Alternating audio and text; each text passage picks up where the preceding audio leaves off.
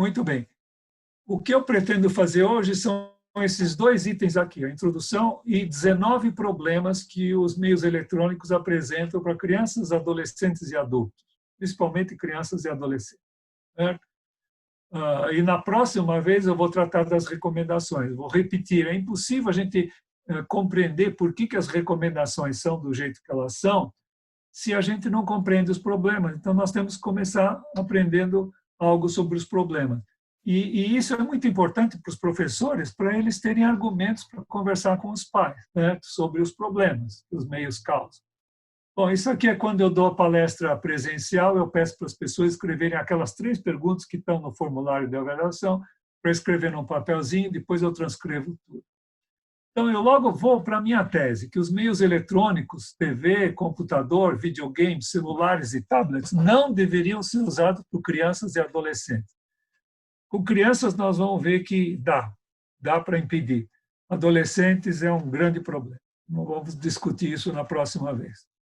Os adultos só deviam usar esses aparelhos quando esses adultos têm bastante conhecimento sobre os aparelhos e o que é que eles fazem com os usuários, têm bastante discernimento para discernir o que é bom do que é ruim, o que é bom do que é mal, o que é belo do que é feio, o que é verdadeiro do que é falso.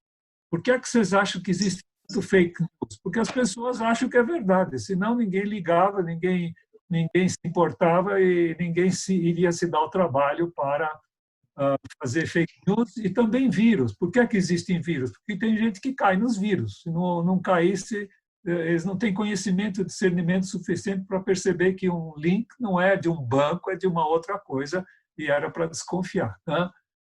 Tem que ter muita autoconsciência e ter muito autocontrole. Autoconsciência é saber o que está acontecendo consigo próprio. Será que eu estou usando tempo demais?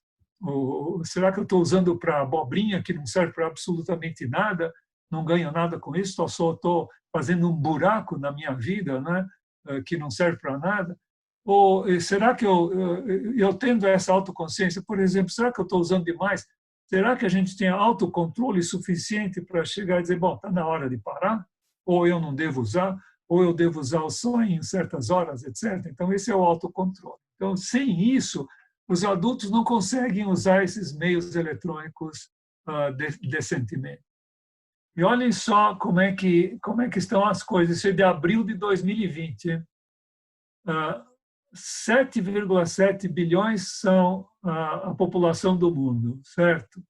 Sendo que 55% moram em cidades. Imaginem que coisa. Olha.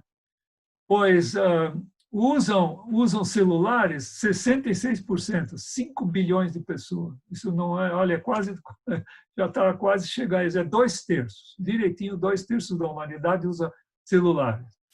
O uso de internet são quase 5 bilhões, não é? Mais da metade já usa a internet. Quer dizer, muitos desses que usam celular só como telefone, não usam a internet. Mas a maior parte usa para a internet também, né? E usuários de meios sociais, de redes sociais. Metade da humanidade, 49%. Isso é uma coisa impressionante. Nunca houve uma tecnologia com uma penetração tão grande quanto esta.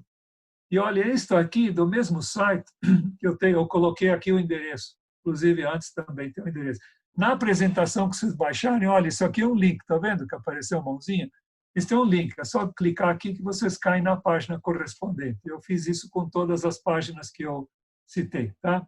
Bom, então vocês veem que aumento de uso, more time, eles estão usando mais, 76% estão usando mais celular por causa da pandemia, 45% mais computadores, notebook, laptop,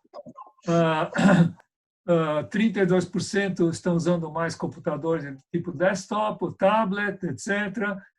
Televisão aumentou 34%, jogos 17%. É provável que isso é devido ao fato de que, principalmente crianças e adolescentes é que usam jogos, por isso é que ficou apenas em 17%. Agora, se a gente pegasse crianças e adolescentes, esse número seria muito maior.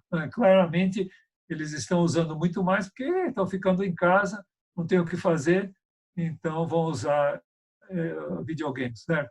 Bom, enfim, os outros dois não são importantes. E é interessante notar que muita gente me classifica como muito radical, não é? Muitas escolas deixam de me convidar porque acham que eu sou radical demais. Só que eles não percebem que a educação sempre foi radical, né? Por exemplo, fumo e álcool são proibidos para menores, mas proibidos mesmo. Se alguém dá um cigarro ou dá álcool para criança, está cometendo um crime, não é? É capaz de ser processado. Não se ensina a criança de 3 anos a ler, né? Eu coloquei 3 anos porque já a escola está fazendo isso começando aos 5, né? Não se ensina álgebra antes de aritmética, fisiologia antes de anatomia, etc. Então, a educação sempre foi radical, tem uma certa estrutura, uma certa sequência. Aqui não é o caso de vocês em Olambra, mas aqui em São Paulo um pai ou mãe deixa a criança brincar na rua, a não ser que seja bem na periferia, e lá também é perigoso, não é?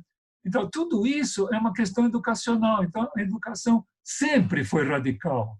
Isso a gente tem que entender. Quando a gente percebe que alguma coisa é prejudicial para as crianças ou para os adolescentes, desculpe, não deve ser dado para eles. Não existe meio termo. A criança não é capaz de distinguir ou se controlar, etc. Alguma coisa prejudicial não deve ser dada.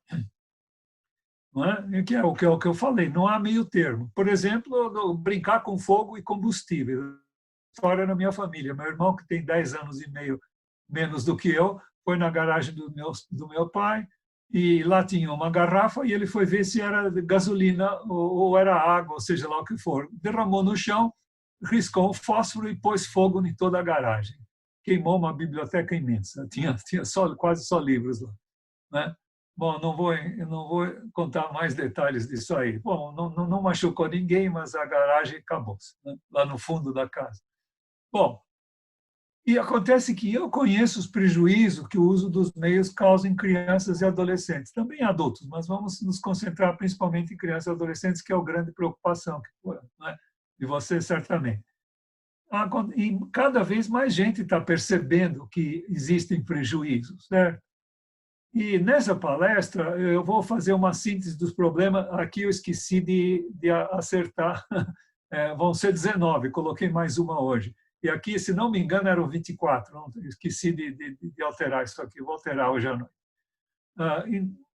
Eu não vou entrar em detalhes de referência bibliográfica, para isso vocês veem aquele artigo que eu mostrei, Efeitos Negativos, e também os meios eletrônicos e a pedagogia aval dos problemas e soluções, que é um outro artigo que eu não citei antes. Muito bem, então vamos entrar nos problemas. Eu acho que existem 3 problemas que os meios causam, que eles apresentam, que são insofismáveis, são irrefutáveis. Não dá para negar que eles existem. Primeiro é a dependência. Existe um altíssimo risco dos meios eletrônicos viciarem os usuários, não é? Existe até um livro, aliás, dois livros deste autor aqui, o Cristiano Nabuco de Abreu, a Dependência de Internet, Manual e Guia de Avaliação e Tratamento. Acontece que o Cristiano Nabuco de Abreu, que é o segundo autor, é o coautor, o primeiro é uma americana, Kimberly Young, que ficou muito famosa porque ela fez um questionário que se chama Kimberly KIQ, Kimberly Internet Questionnaire, que é usado para se avaliar se uma pessoa está dependente ou não pelas respostas que ela dá. E então esses dois publicaram esse livro. O Cristiano Nabuco de Abreu, ele instituiu um serviço, uma clínica no Instituto de Psiquiatria do Hospital das Clínicas da Universidade de São Paulo, para tratamento de viciados em internet, crianças, adolescentes, adultos e velhinhos como ele. E, se não me engano, ele leva 18, são 14 semanas para ele desintoxicar as pessoas que estão viciadas em internet, não é?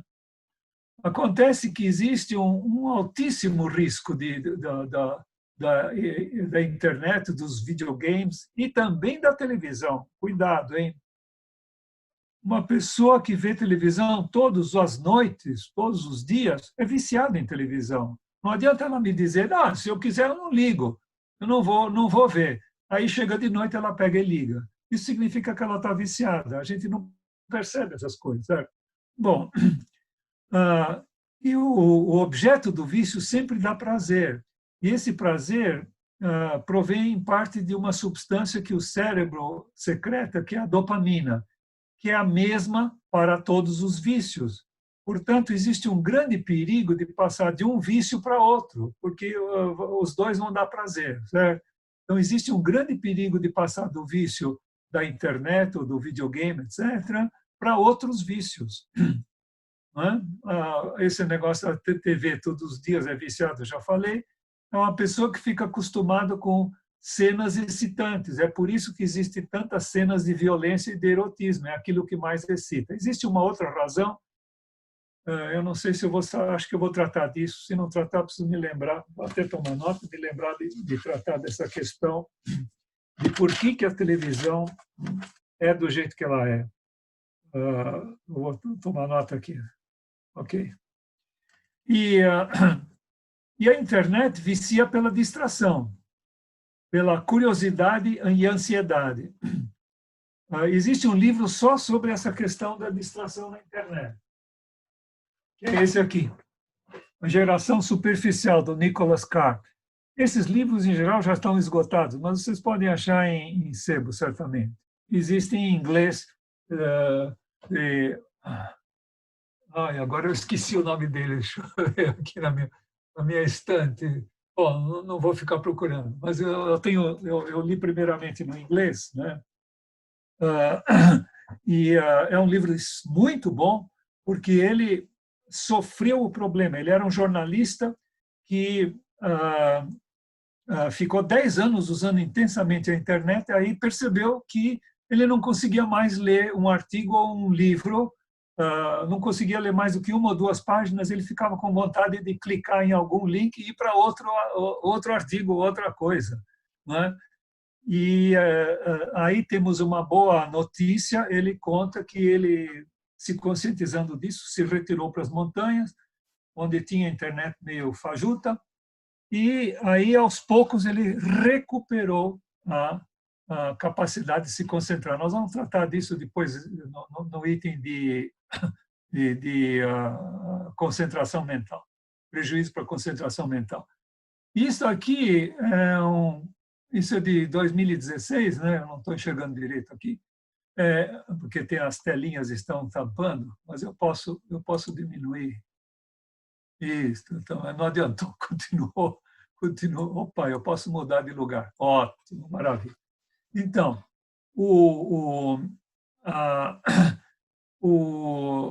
esse Common Sense Media é uma organização não governamental nos Estados Unidos que trata de ver se as pessoas usam melhor esses meios eletrônicos. Aí vocês veem que coisa, eles entrevistaram em 2016 1.240 pessoas, metade de pais, metade de filhos de 12 a 18 anos. 2/3 dos pais acham que os filhos gastam tempo demais com celulares e tablets. 52% dos adolescentes concordam que é isso mesmo, eles gastam demais, né? Olha a quantidade, 1/3 brigam, os filhos com os pais e os pais brigam. Mais de 2/3 dos pais acham que os filhos não prestam atenção em reuniões de família. 80% dos adolescentes verificam os celulares a cada hora. Esse é um relatório de 2018, que diz que em 2017 as crianças passavam 9 horas por dia com meios eletrônicos, televisão, videogame, celular. E 95% das crianças têm acesso ao celular ou tablet na casa delas. Imaginem só, 1/3 dos usuários de internet no mundo são crianças ou adolescentes. Isso não é brincadeira, né? Não são 10 mil, não são 1.000 ou 100 crianças, são bilhões de crianças, né? Bom, E eu vou citar várias vezes essa pesquisa aqui da Fundação Telefônica Vivo, e que eu vou abreviar por JEC, Juventudes e Conexões. Saiu no Estadão em setembro do ano passado. Então, eles entrevistaram 1.440 jovens entre 15 e 29 anos, não é? E 55% passaram mais tempo na internet do que pretendiam. Está de acordo com aquela pesquisa lá dos Estados Unidos que nós vimos, não é? E eu gostaria também de citar uma pesquisa que foi feita na Universidade Federal do Espírito Santo em julho do ano passado. Um estudante de pós-doutorado fez essa pesquisa, um estudante de doutorado fez uma pesquisa e constatou que jovens de 15 a 19 anos, 25% deles eram viciados na internet. Quer dizer, muito menos do que está aí, né? Mas, enfim, já é de se preocupar. E aí, eu sempre costumo fazer essa pergunta quando eu dou a palestra presencial. O que é que as pessoas costumam fazer imediatamente ao levantar de manhã antes de ir ao banheiro? É? Pois é, ver se chegou alguma mensagem antes de ir ao banheiro. E quando eu falo isso, muita gente dá uma risadinha amarela, e alguns até levantam a mão, para dizer que é assim. Isso é viciado, né? Bom, então, primeiro era a questão do vício, da dependência. O risco é altíssimo, não existe nenhuma outra droga, álcool, seja lá o que for, tão viciante quanto a internet ou jogos eletrônicos. Bom, e o segundo problema são os perigos para crianças e adolescentes. Perigo do que foi chamado por um autor, que o livro dele chama-se Como Proteger Seus Filhos na Internet. Eu fiz uma resenha dele. Aliás, o livro foi publicado por minha recomendação para a editora. E eu fiz uma resenha, vocês podem ver, uma resenha detalhada dele. Tem até uma história sobre isso, mas deixa para lá, não tenho tempo. Ele chama de predadores as pessoas que obtêm informações da família, são pedófilos. E eu inventei uma historinha do Joãozinho, de 8 anos. Qual é a historinha? O Joãozinho recebe um e-mail, um chat, enfim, começa a fazer um chat com um predador que finge ter a idade dele, de 8 anos. E o Joãozinho, com 8 anos, já sabe escrever, usa chat, e eles começam a conversar por chat, etc., durante um certo tempo. Depois de umas semanas, o Joãozinho está confiando muito no amiguinho e conta para o amiguinho, né, que é o predador, que ele tirou R$ 5 da carteira da mamãe para comprar bala na escola. Bom, não era uma escola Waldorf, senão a cantina não ia ter bala, né? Mas tudo bem. E aí o predador chega e diz: você tirou R$ 5? Então eu quero que você se encontre comigo, senão eu vou contar para sua mãe. Se a mãe dele fica sabendo, o que sabe, é uma criancice da criança, não tem grande coisa, vai dar um castiguinho se for um pai tradicional, né, uma mãe tradicional, né, vai dar algum castiguinho para ele, etc. Não é nada demais. Para o Joãozinho é o fim do mundo, ele sabia que não podia fazer isso. Então, o que é que vai acontecer? Ele vai se encontrar com o predador. Vocês estão percebendo o perigo? Falta de discernimento, falta de conhecimento da criança.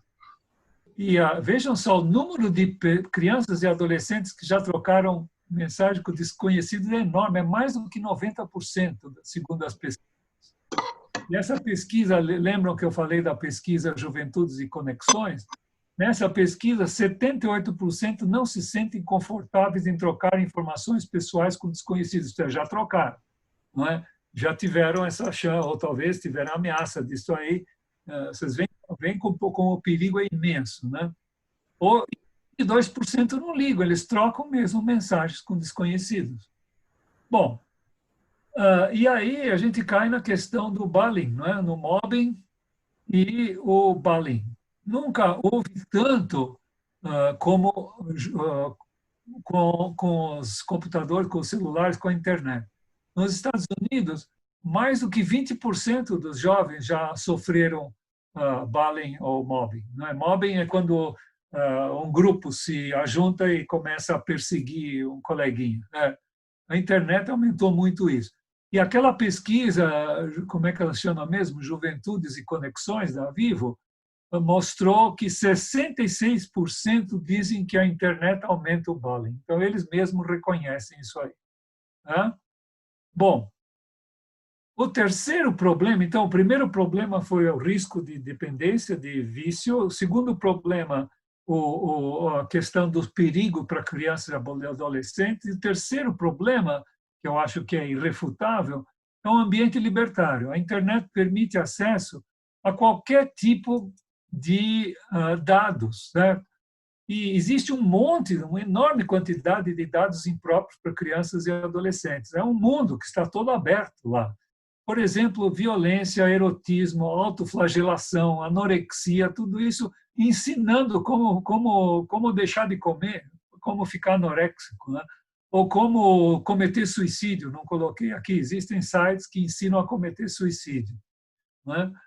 E mesmo dados sérios podem não ser, não ser adequados. Por exemplo, eu conheço um caso, numa palestra, uma pessoa me contou que, acho que um sobrinho, qualquer coisa, leu um artigo sério sobre aquecimento global e ficou tão apavorado que não queria mais sair de casa. Você vê que não era adequado para a idade, apesar de ser sério. Crianças e adolescentes não devem ter liberdade total, eles têm que ser orientados. Inclusive, criança, ela instintivamente ela quer ser orientada. O pai que é muito permissivo vai ter problema, porque a criança fica azucrinando até o pai perder a esportiva, tomar uma atitude. Aí a criança fica satisfeita, está percebendo que está sendo cuidada, está sendo orientada. Eles querem isso, certo?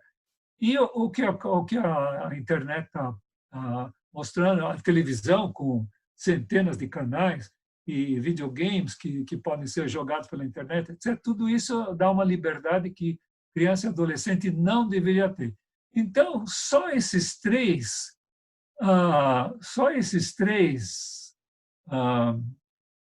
deixa eu pôr aqui, só esses três motivos já seriam suficientes para a minha tese. Então, eu podia dizer tchau e ir embora. É o que eu faço nas palestras, eu chego até a porta. Né? Eu podia ir embora, porque esses três serão suficientes, eu acho que são inegáveis. Né? Não dá para negar que eles existem. Só que a palestra normalmente dura 3 horas, aqui vai durar 1h30, talvez 2. Então, vamos ver outros problemas. Primeiro, prejuízo para a concentração mental. A televisão, videogames, televisão, vídeos, filmes, eu estou falando aqui de filmes, filme em cinema, por exemplo, videogames, jogos de ação e reação, todos os jogos violentos são de ação e reação. As imagens sucedem muito rapidamente. Aliás, eu gostaria que vocês tomassem nota de uma coisa. Peguem um lápis e um papel, tomem nota do que eu vou sugerir uns 2 ou 3 exercícios para vocês fazerem. O primeiro exercício é vocês contarem quantas mudanças de imagem existem por minuto num programa de televisão. Vocês podem fazer uma tabelinha, programa a hora, e vejam quantas mudanças de imagem dá num minuto. Eu contei de 15 a 25 mudanças por minuto. Contei isso na academia do clube que eu frequentava lá, para variar, na frente dos aparelhos de aeróbica tinha uma televisão, então o pessoal estava vendo televisão e eu estava contando quantas mudanças de imagem existem por minuto. Né? E no videoclipe é uma coisa absolutamente psicodélica. Contem e vocês vão ver, dá mais ou menos uma por segundo. Cada uma dessas é uma imagem diferente. E o que é imagem diferente? Por exemplo, ter feito zoom, aproximação da imagem, letreiros aparecerem, movimentação de pessoas, isso é tudo imagem em movimento. E quando eu dou a palestra presencial, eu faço uma ilustração. Eu peço para as pessoas olharem o meu rosto e começam a me mover na frente deles, não é? De um lado para outro da sala. Não é? Aliás, desculpe, primeiro eu peço para eles olharem meu rosto e eu estou parado e para eles tentarem imaginar uma outra pessoa, talvez com óculos, careca como eu, veinho como eu, né? Enfim, imaginar uma outra pessoa que eles conhecem. E muitos dizem que conhecem mesmo, conseguem mesmo. Aí eu começo a andar na frente da sala e peço para eles fazerem o mesmo exercício. Ninguém consegue imaginar uma outra pessoa se alguma coisa está em movimento. Por quê? Porque a gente prende a atenção nas mudanças. Né? E é isso que acontece com a televisão. Elas mudam tanto que não dá para se concentrar em uma imagem. Façam essa experiência. Então, eu gostaria que vocês fizessem duas experiências. Contem quantas mudanças de imagem existem por minuto. Segundo, tentem se concentrar em cada imagem. Pensar, por exemplo, aparece um automóvel, tentem, deixa eu ver qual é a marca dele, será que essa cor é uma cor legal? Será que eu gostaria de ter um carro desse? Eu já vi um carro desse? Pensar alguma coisa sobre a imagem. Vocês vão ver que vocês não vão conseguir, porque logo vem outra imagem. E é assim, a televisão é feita assim, para as imagens se sucedem com muita rapidez, de propósito, porque existe um efeito, nós vamos ver isso, um efeito semi-hipnótico. Se a imagem parasse, é como ela pisca, a gente não percebe piscar, só porque o cérebro registra. A gente acabaria adormecendo. Bom, inclusive, muita gente tem uma proteção natural contra a televisão. Liga a televisão e logo adormece. Pessoas de idade têm, muitas têm esse problema, né? É uma proteção natural contra a televisão. Então, o exercício número 1 era contar quantas mudanças existem. Exercício número 2, pensar em cada imagem e vocês vão constatar que em menos de um minuto vocês vão ficar mentalmente exaustos e vão sentir que fazem um relaxamento mental. Vocês param de pensar ativamente, ficam só absorvendo aquelas imagens, absorvendo.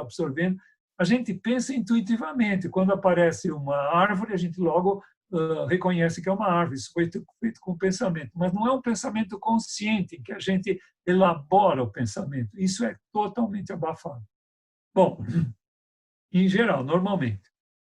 E eu já falei que a internet é um ambiente extremamente distrativo, a televisão também, não é? Os videogames também, todos eles são distrativos, é um verbo que não existe em português, mas existe em inglês, mas todos entendem, né? Aquilo que produz distração.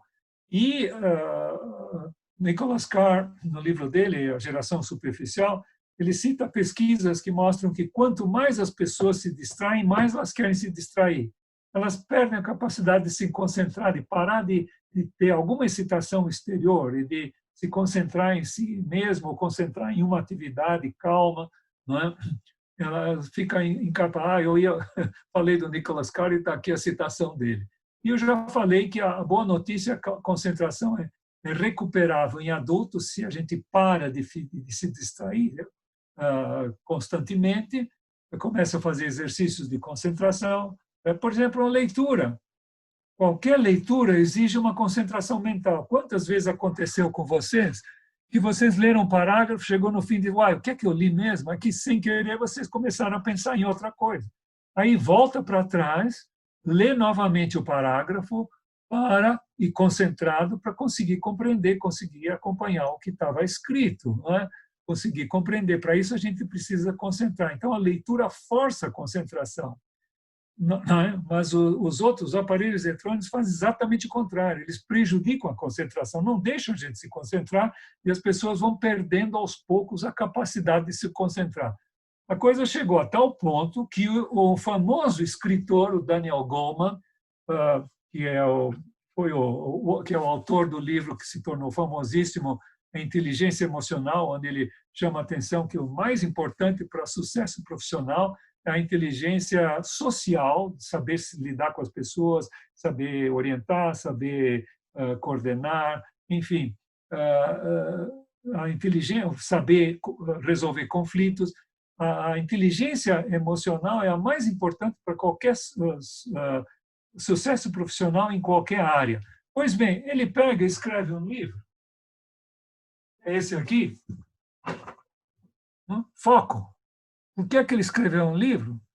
Porque ele chegou à conclusão que as pessoas não estão mais conseguindo focar o pensamento, não estão conseguindo se concentrar. A atenção e seu papel fundamental para o sucesso. Primeiro era a inteligência emocional, agora é saber se concentrar. Sem se concentrar, não se consegue, para começar, não se consegue estudar. Vocês podem imaginar o que é que significa isso para crianças e adolescentes? Se viciar em se distrair e não conseguir mais se concentrar, eles não vão conseguir estudar. Não é? Vejam que tragédia. Certo? Bom, Então, o Neil Goldman, no livro dele, Geração Superficial, já mostrei, né? Esse aqui, essa Geração Superficial, nesse livro dele, ele diz que para recuperar, se a gente começa a se concentrar e para de se distrair, não é? Distrair indiscriminadamente. Mas ele não diz uma coisa que é uma grande dúvida que eu tenho. E com crianças e adolescentes que não chegaram a desenvolver a capacidade de concentrar, porque o Nicholas Carr tinha essa capacidade antes de perdê-la pelo uso muito intenso da internet durante 10 anos, como ele conta. Ele tem um capítulo só sobre isso. Como eu escrevi este livro. É um dos capítulos onde ele conta a história do fato dele ter perdido a concentração. Mas e crianças que, pelo uso desses aparelhos, não chegam a desenvolver a capacidade de se concentrar? Imaginem só que coisa. E criança, o pior é que criança, com uma certa idade, já se concentra. Eu me lembro, quando era criança, eu tinha menos de... Eu tinha uns 6 anos, não, menos de 6 anos, morava na rua Peixoto Comide, né, uma paralela da Rua Augusta, aqui em São Paulo, e é uma ladeira, né, como todas aquelas ruas paralelas são ladeira, e quando chovia, formava um filete de água ao lado da guia da calçada. O que é que eu fazia? Pegava um palito de fósforo, punha lá em cima, no começo, na esquina do quarteirão, e ia seguindo aquele palito para ver como é que ele ia, a água ia levando o palito, ele ia estar embaixo. Isso é concentração. Ou eu me lembro de eu pegar uma formiguinha e disse, quero ver onde é que é o formigueiro dela. Eu pegava e seguia, né, com o meu olhar a formiguinha. Isso é concentração mental. Todas as crianças se concentram em seu brinquedo e precisa deixar, né, a criança se desenvolver a concentração. Agora, imagine usando esses aparelhos e perdendo a capacidade de concentração. Isso eu já falei. Agora, o quinto ponto é o problema do sobrepeso e obesidade.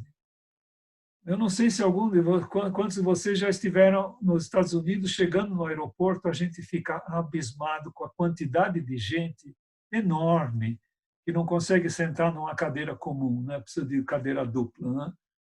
Alguns não conseguem nem andar direito e precisa de cadeira elétrica, cadeira de rodas, existem lá elétricas à disposição dos obesos. Mais de 1/3 dos americanos são obesos e dobrou em 40 anos o número de obesos, né? Isto aí corresponde a um índice de massa corporal, eu mostro aqui como é que a gente calcula, índice de massa corporal maior do que 30. É o peso em quilogramas dividido pela altura em metros quadrados, porque isso corresponde, tem algo a ver com a nossa superfície, o peso dividido pela superfície. Bom, isso dá mais ou menos 109 milhões de pessoas nos Estados Unidos são obesas, minha gente. Sabe o que significa isso? Nunca houve uma epidemia dessa, que aliás já é pandemia, no mundo inteiro existe esse problema. Nos Estados Unidos, 1/3 tem sobrepeso, índice de massa corporal de 25 a 30, e menos do que 1/3 são normais. Não é? Menos de 1/3 são normais. Não é? Agora, desculpe, deixa eu... é isso. Olhem só, vocês acham que eu sou obeso ou tenho excesso de peso? Pois é. Isso é porque eu faço exercício todos os dias e também tenho uma dieta que não é calórica. Bom, mas tudo bem. Aí, bom, isso aqui são os tipos de obesos, tem moderados, severos e muito severos, etc. Bom, então vocês veem que por que será que existe tanta gente? Bom, eu tenho mais dados aqui deste site aqui. No estado de Mississippi, passou de 15% de obesos em 90 para 37,3% em 2016, aumentou 2,5 vezes. No Colorado, o estado com menor índice passou de 6,9% para 22,3%, aumentou 3 vezes. Quer dizer, imaginem o que está acontecendo lá. Não é? Então, vejam essa ilustração aí. Não é? Em 1990, a televisão era gorda e as pessoas eram magrinhas, agora as pessoas são obesas assim e a televisão emagreceu. Não é? Muito bem. Agora, olha, eu peguei isso, acho que ontem ou anteontem, quando eu estava revendo a palestra. Eu sempre revejo uma apresentação com a intenção de diminuir, e olha o que acontece, eu sempre acabo aumentando. Né? Um quarto a um terço das crianças e adolescentes têm sobrepeso, estão acima do peso. Um quarto a um terço das crianças e adolescentes. Faltou um S aqui, deixa eu anotar, 22. Ok. Houve um aumento de 2 a 3 vezes, de 2 a 3 décadas anteriores. Se a gente conta 2, 3 décadas, vai haver aumento de 2 a 3 vezes no número de crianças e adolescentes com sobrepeso. E de 8 a 10 anos foi o grupo com maior crescimento de sobrepeso e obesidade. É engraçado que com crianças pequenininhas não houve um aumento tão grande, né? Até 5 anos, se não me engano. E as causas são ingestão de fast foods calóricas e sedentarismo. E aí é que a gente cai nos meios eletrônicos. Como é que se vê televisão? Sentado, né? Sem se mexer. Em inglês se chama couch potato, né? A batata que fica sentada, batata no sofá, né? A pessoa fica sem se mexer. Nós vamos ver que isso é até pior do que pode parecer, não é? No caso da televisão. Também no caso de videogame, no caso de celular, ninguém usa celular andando, muito pouca gente. Numa palestra que eu dei na escola, caramba, como é que chama lá? Escola de Nova Lima, em Belo Horizonte, Poli, eu dei uma palestra lá e um garoto chegou e disse assim, eu dei palestra também para as crianças, só que aí eu não faço dessa maneira, eu conto histórias, tá? E eu acho que era uma quinta série, ele falou assim, sabe o que eu vi outro dia, professor? Uma moça estava andando com o celular na rua e para ela não cair nos buracos, tropeçar nas pedras e bater nos postes, ela usava uma bengala de cego na frente para ela poder, com uma mão só, coisa que eu nunca consegui, uma mão só, digitar no celular e não cair nos buracos, etc. Não é? Veja a que ponto as coisas chegaram. Não é? Então, mas isso é muito raro, se usar o celular andando, né? Com algum movimento. Não é? Dá para usar com fones de ouvido, ouvindo alguma coisa, não é? Mas não digitando, por exemplo. Não é? Bom, enfim, ou mudando de telas, etc. E eu achei este artigo que mostra, tem esse gráfico aqui do aumento de sobrepeso em crianças estão em verdes, adolescentes estão em amarelo. Ele vai só até 2020, mas a gente vê a tendência de crescer, crescer, crescer, por causa de ingestão de dieta errada, totalmente errada, né? Ingestão de docinhos e salgadinhos, que são altamente calóricos e não tem quase valor nutritivo, e falta de se mexer. Criança e adolescente não deviam parar de se mexer, deviam fazer muita brincadeira de movimento, muito esporte, etc. E isso aqui foi outro que eu achei, não é? Diz que é um problema que está crescendo, um problema crescente.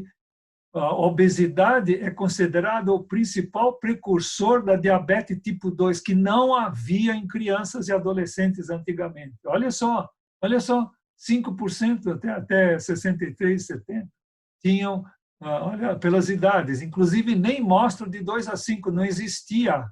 Olha como começou a aparecer a diabetes tipo 2. Olha só que coisa, não é? A tipo 1 é por causa de disfunção, a tipo 2 é adquirida, se não me engano, né? Então, olhem só o aumento, principalmente de 6 a 11 e de 12 a 19 anos, como vai aumentando a incidência de diabetes, né? Tipo 2.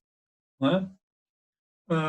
E aqui são novos casos de diabetes entre criança e adolescente de 10 a 19 anos, né? Eles adoram classificar enfim, por etnia, né? Índios, asiáticos, negros, hispânicos e brancos, etc. Né? Interessante que os brancos são os menos, porque eu acho que são os que têm maior cultura, infelizmente. Não é? eles têm mais discernimento.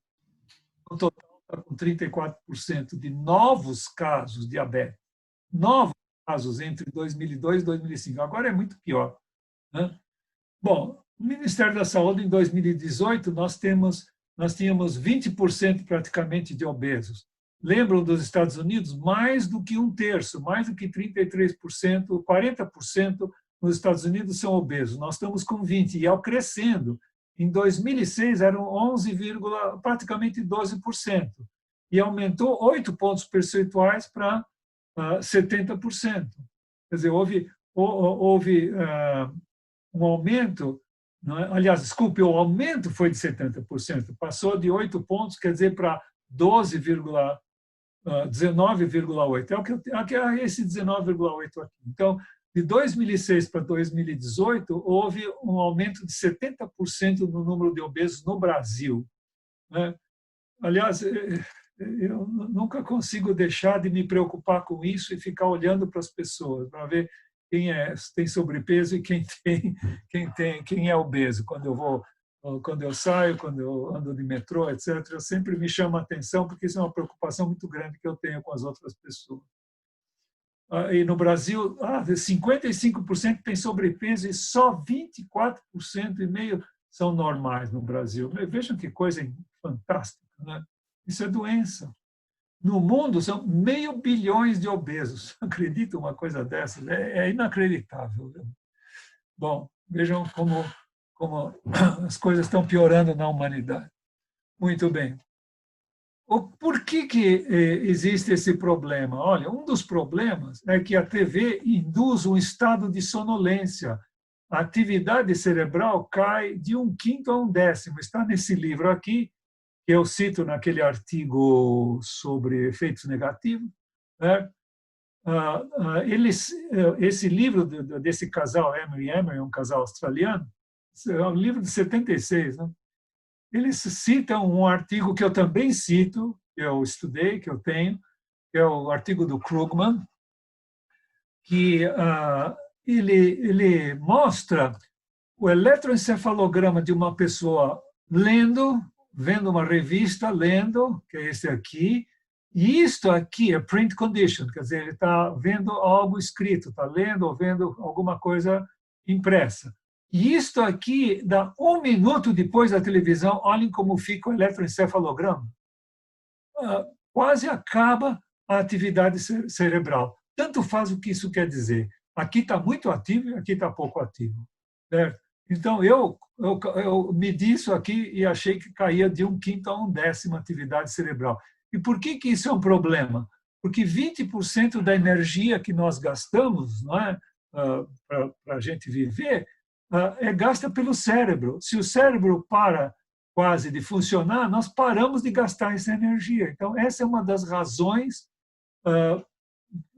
porque existe esse problema de aumento de peso. Quem vê muita televisão não só está parado, sem fazer nenhum exercício, a não ser que seja um programa de ginástica, né? Aí fica na frente da televisão fazendo ginástica. Mas, em geral, fica parado, sentado, com o pensamento praticamente abafado, não é?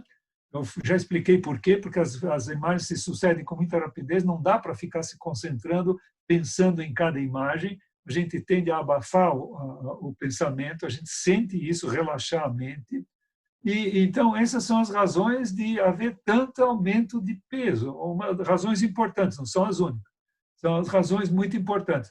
Fora isso, né, a pessoa ainda está vendo televisão, o que está sendo transmitido? Propaganda de salgadinhos e docinhos. E com isso ela é induzida, esse é um outro problema, nós vamos ver depois, ela é induzida a comprar essas coisas e fica vendo televisão parada e ainda comendo comidas altamente calóricas, né?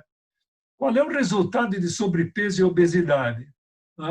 Aqui nessa página. Eu copiei em inglês. Hipertensão, dislipidemia, quer dizer, aumento do colesterol ruim, e também níveis muito altos de triglicérides, diabetes, que se tornou uma pandemia, doenças coronarianas, AVC no cérebro, doença da vesícula biliar, a artrite nos ossos, né, das juntas, apneia do sono e problemas de respiração, e pelo menos 10 cânceres diferentes, incluindo esse aqui, de seios, endometrial, que acho que, se não me falha a memória, enfim, uma separação que existe, esse endométrio, uma separação que existe, acho que entre o pulmão e o resto, enfim, qualquer coisa assim, câncer de colo, etc.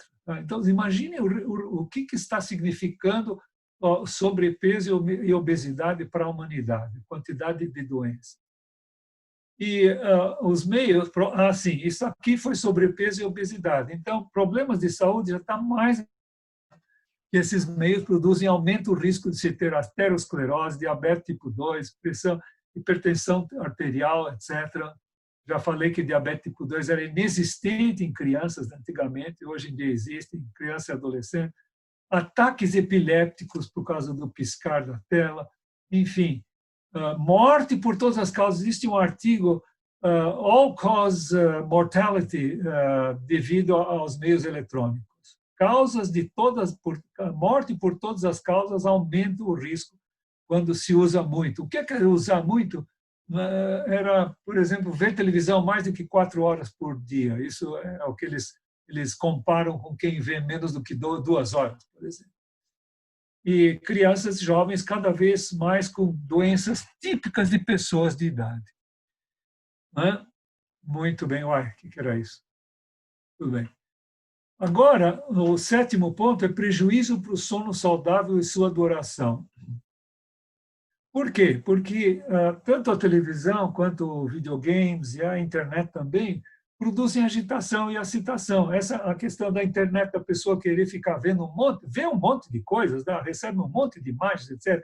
Isso dá agitação. A excitação, será que chegou alguma imagem, alguma mensagem? Será que a minha mensagem foi respondida? Isso é tudo excitação, né? Inclusive nas redes sociais. Eu não procuro evitar ao máximo o uso desses aparelhos de noite. Depois do jantar eu não ligo. Certo? Só que hoje eu comi algum lanchinho antes, mas eu vou desligar depois. E é especialmente trágico quando os jovens têm aparelhos no dormitório. Vocês já podem imaginar o que vai ser uma das recomendações, né? Porque se eles têm os aparelhos no dormitório deles, não há nenhum controle. Nós assistimos uma vez uma palestra, eu e minha esposa, de um médico alemão, dando palestra aqui, e ele contou que, quando ele instalou um computador na casa dele, ele colocou no corredor. Assim, todas as pessoas viam o que qualquer pessoa estava fazendo. Compreende? Para haver, pelo menos, algum controle do que se faz, principalmente crianças e jovens. Bom, eu estou adiantando as soluções. E, bom, isso aqui foi o 7, o prejuízo para o sono saudável e a sua duração. Então, existe um outro fator muito importante, que as telas dos computadores, da televisão, é tudo meio azulado. O computador é bem claro. E essa luz azul faz com que o cérebro deixe de produzir, agora eu esqueci, não é serotonina, não é serotonina, agora eu esqueci o nome, uma substância que justamente está ligada com enfim, a produção melatonina. de cálcio. Como? Melatonina. Acho que é melatonina, né? Isso. Não ouvi, agora me lembrei. Melatonina. A luz, o normal para o ser humano é que, quando escurecia, a gente ficava sem luz. E aí começava a haver produção de melatonina para propiciar um sono, certo? E quando a gente tem a luz, principalmente essa luz azulada dos computadores, ou então de lâmpada de LED fria, né? É também bastante azulada, tudo isso prejudica essa produção de melatonina, vai acabar prejudicando o sono. Tem gente que toma pílulas de melatonina para dormir melhor. Comigo não funcionou. Bom, tudo bem. Comigo funciona ler. E quando eu acordo de noite, eu tenho que ler alguma coisa, principalmente filosofia. Aí eu fico com sono logo outra vez. Tá bom. Aí, jamais eu iria usar o tablet ou o celular quando eu acordasse de noite. Imagina, isso vai... Aliás, é uma experiência que eu gostaria que vocês fizessem. Experimentem ficar com sono, pode ser de dia, hein? E usar o computador ou usar o celular. Vocês vão ver que o sono desaparece por causa da excitação. Bom, normalmente, não é? Bom, agora eu vou citar uma coisa muito importante, no meu entender, é absolutamente fundamental. É o problema da dessensibilização social e aumento da agressividade. Bom, para começar, TV, tablets e celulares impedem o convívio social, cada um fica no seu. Não adianta estar fazendo um chat, enfim, trocando mensagens com outra pessoa. Isso não é convívio pessoal, isso é um convívio virtual, que não é a mesma coisa. Os filmes e jogos violentos, filmes na televisão ou no cinema, diminuem a sensibilidade social.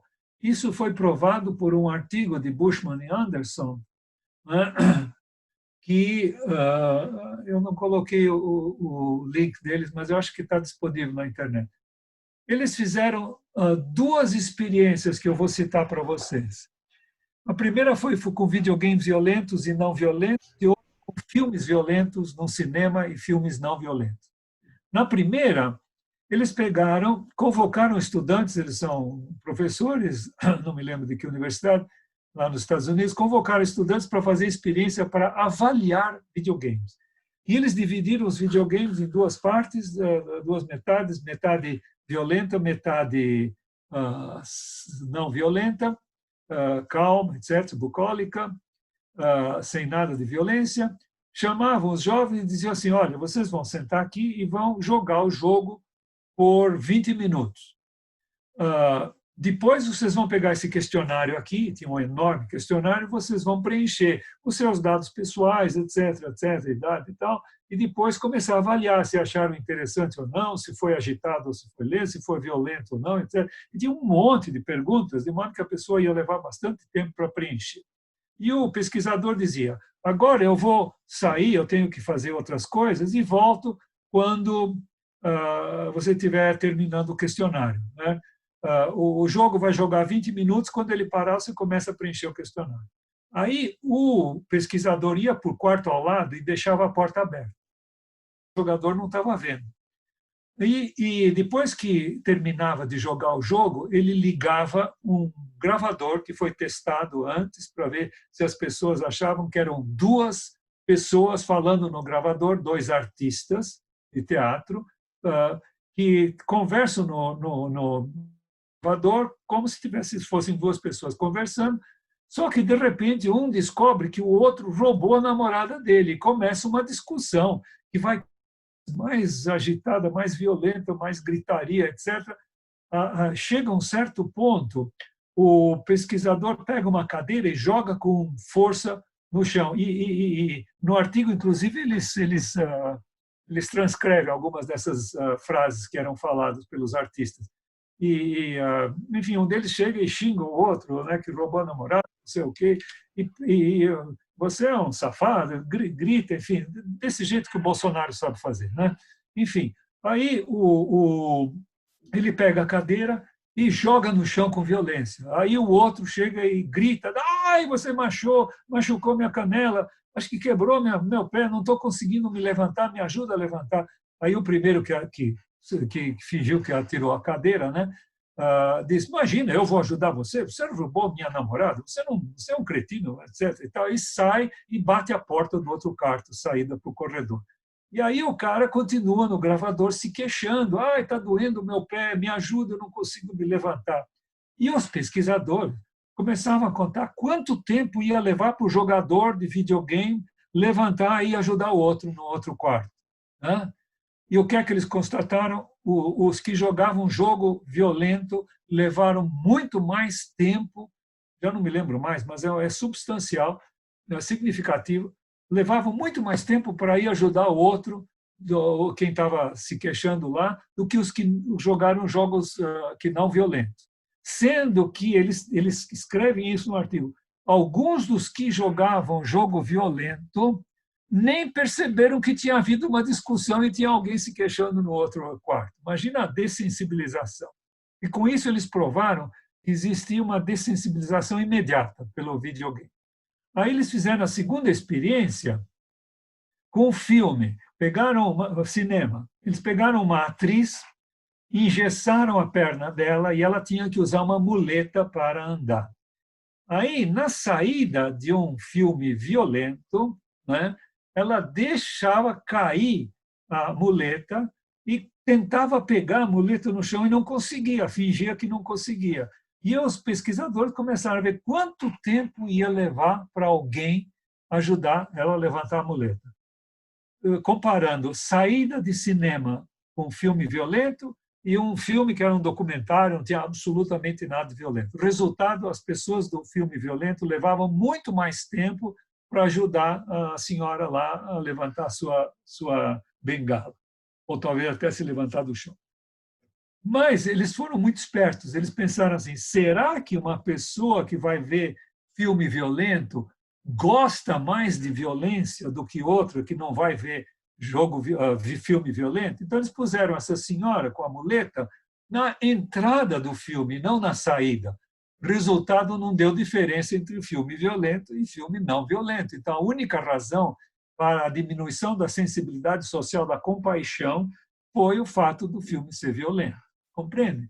Então, isso aí foi um dos artigos. Existe uma porção de artigos. Já havia artigo muito antes de experiências com televisão e com crianças. Televisão passando um filme violento ou passando um filme sem nenhuma violência, né? E os pesquisadores ficavam numa outra sala com um vidro semi-transparente. As crianças não viam que tinha alguém lá e eles viam as crianças. E iam verificar que as crianças que assistiam filme violento tinham muito mais atitudes de agressividade do que as crianças que tinham visto um filme que não era violento. Já se sabia disso há muitos anos em termos de televisão, muitos anos atrás. É interessante, eu tenho um artigo que mostra que fizeram uma pesquisa analisando com o computador todos os desenhos animados, desde o início deles, na década de 30 até 1970, até a década de 70. Todos, absolutamente todos os desenhos animados tinham cenas de violência. Todos os desenhos animados. Vocês podem lembrar os desenhos que vocês já viram, Tom e Jerry, não sei o quê, o Pica-Pau. É uma violência sem parar, desde o começo até o fim, um monte de violência. Certo? Desenho animado, eu não sei se vou falar isso, tem um problema intrínseco. História em quadrinhos e desenho animado. Todo desenho animado, toda história em quadrinhos é uma caricatura da realidade. Os animais que eles mostram, aliás, fingindo que são seres humanos, um absurdo, não é?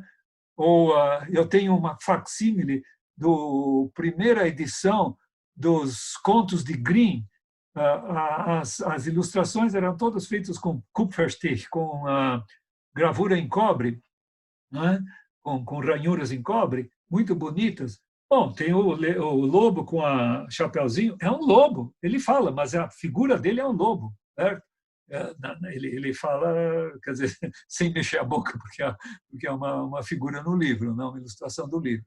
No entanto, hoje em dia, esses desenhos são todos caricaturas. Prestem atenção e vocês vão ver. Agora eu faço a pergunta, será que a gente quer que as crianças achem que a natureza, os animais, os seres humanos são caricatos? Não é? É tudo caricatura? Tudo coisa risível, ridícula? Ou a gente quer que as crianças desenvolvam uma veneração, uma admiração pela natureza, uma compaixão pelos animais e pelos seres humanos? Pensem um pouco nisso. Bom, esse artigo aqui foi o primeiro que mostrou uma dessensibilização por meios fisiológicos. Como é que eles fizeram? Passaram filmes com violência real. Não era filme, eu acho que era real, quer dizer, enfim, filmaram batalha, filmaram, enfim, policiais atirando e não sei o que mais, violência real, gente batendo em outra, etc. E aí o que é que eles fizeram? Eles verificaram como é as reações na pele. Quando existe um sobressalto da pessoa, a pele fica mais, se não me engano, mais condutível, ela conduz mais eletricidade. Então, por meio disso, eles verificavam a reação da pessoa e verificaram que depois de jogar um videogame violento, effect of video game violence, depois de jogar um videogame violento, as pessoas reagiam muito menos a filmes violentos. Quer dizer, perderam a sensibilidade, não se sobressaltavam mais tanto com violência. Certo? Usaram frequência cardíaca e condutividade elétrica da pele. Esse é o primeiro artigo que saiu sobre efeitos fisiológicos de jogar videogame. Certo? Desculpe, efeitos fisiológicos. Não, usaram efeitos fisiológicos para medir os efeitos de dessensibilização de videogames violentos. Aliás, eu transcrevi um trechinho deles. Os resultados demonstram que jogar um videogame violento, mesmo por somente 20 minutos, pode fazer com que pessoas se tornem menos excitadas fisiologicamente pela violência real nos filmes. Perceberam? Elas ficam menos excitadas fisiologicamente pela violência real, só com 20 minutos de jogar videogame. Aquela pesquisa, lembram que a juventude, não sei o que mais, não me lembro mais qual que, 60% afirmam que a internet agrava a sensação de isolamento. Eu falei de dessensibilização social, isolamento está ligado com vai se perdendo a capacidade de interagir com outras pessoas. Que era o contrário do que se esperava. Se achava que haveria muito mais contato social com as redes sociais, é exatamente o contrário que se passa. As pessoas que quanto mais usa a rede social, menos interage socialmente. Você sabe até que ponto isso chega? Foi feita uma pesquisa na Alemanha, os pais estão cada vez falando menos com as crianças. Vocês podem imaginar o que é que isso significa, a criança falar pouco? A coisa mais essencial para a criança é aprender a falar. Não é? Daí vai aprender a pensar. É uma coisa assim, absolutamente incrível. Não é? Os pais cada vez falando menos com criança. Por quê? O isolamento que o celular produz. Não é? Eu tenho até vídeo, não é um dos que eu vou passar, eu tenho até vídeo em que a criança, não me lembro se é vídeo, que perguntam para a criança o que ela mais gostaria, a criança responde, ser um celular. Aí minha mãe não ia deixar de me acariciar. Né? Assim mesmo. Bom, muito bem. Caso da minha filha mais velha, que hoje tem 55 anos. Quando ela tinha 18 anos, em 93, ela estava estudando nos Estados Unidos, numa academia de artes, era um internato, e uma vez uma coleguinha convidou ela para passear na cidade de Champaign, Illinois, onde fica a famosa University of Illinois. Bom, tudo bem, Urbana-Champaign. E elas foram passear e, de repente, a menina entra num fliperama. Em 1983, entrou no não havia celular, videogame, 93, entrou num fliperama. E aí nossa filha escreveu depois numa carta que ela ficou horrorizada com aquilo que ela viu no fliperama. Eram uns aparelhos que tinham uns luzinhas que acendiam, apagavam, monstros se mexendo e tiros e uma barulheira dentro daquele recinto. E ela começou a ficar com dor de cabeça. Pediu licença para a amiga e voltou para a escola. Por que a Andrea ficou com dor de cabeça num fliperama? Porque ela nunca tinha entrado num fliperama na vida dela. Nunca tinha jogado esses jogos. Nunca nós deixamos nossas crianças entrarem no fliperama. Nunca levamos no fliperama. Pense um pouco. Se a Andrea tivesse entrado no fliperama desde que ela era criança, 10 anos, 12 anos, 5 anos, sei lá, qualquer idade, ela ia achar aos 18 anos aquilo a coisa mais normal do mundo. Ela achou que aquilo era um horror porque ela não tinha o costume. Vocês estão percebendo o que acontece quando a criança e adolescente são confrontados com violência, com agitação, etc., Eles se acostumam e acham que aquilo é a coisa mais natural do mundo. Eles vão achar que violência é a coisa mais natural do mundo, inclusive pessoal. Certo? Daí o aumento do bullying, né? E mobbing também. Então, ela ficou horrorizada porque jamais tinha entrado num. Bom, um outro fator social é que os jovens estão vendo aberrações pornográficas e achando que relações sexuais devem ser daquela maneira, por exemplo, com violência. Né? Eles começam a achar que aquilo que é normal, é isso que a garota vai gostar, e começam a bater na garota. Né? Uma psicóloga relatou que um garoto, numa sessão, né, com ela, disse: eu não sei o que está acontecendo, minha namorada fugiu. Ué, o que é que você fez com ela? Bom, eu fui transar com ela e eu fiz aquilo que eu vi na internet, né? Urinei nela. Achei que ela ia entrar em êxtase. Imaginem só o que está acontecendo. Imagine o prejuízo para relações normais a partir das relações, as aberrações sexuais que estão sendo vistas pelos jovens. E olhem, não adianta vocês dizerem que meu filho é ingênuo, meu filho jamais vai ouvir essas coisas. Adivinha, eles vão ver aquilo que é excitante, aquilo que é proibido, aquilo que eles sabem que não deveriam ver. Evidente, não é? Bom, agressividade. Eu falei sobre os problemas sociais. Agora, agressividade. Fala-se muito de violência dos videogames. Existe até um livro que eu gostaria de citar. Videogame e violência. Agora eu preciso pôr a minha telinha aqui. Aí, videogame e violência. Está vendo? Salah Khaled Jr. Esse sujeito aqui é um delegado. Escreveu um livro dessa grossura, né? Dessa grossura, elogiando os videogames. Né? E ele começa dizendo, olha, estão vendo? Começa não, não sei se está no começo.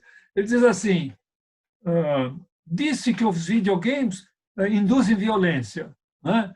Que esses serial killers, os matadores em série por aí, eram jogadores de videogame, o que é verdade.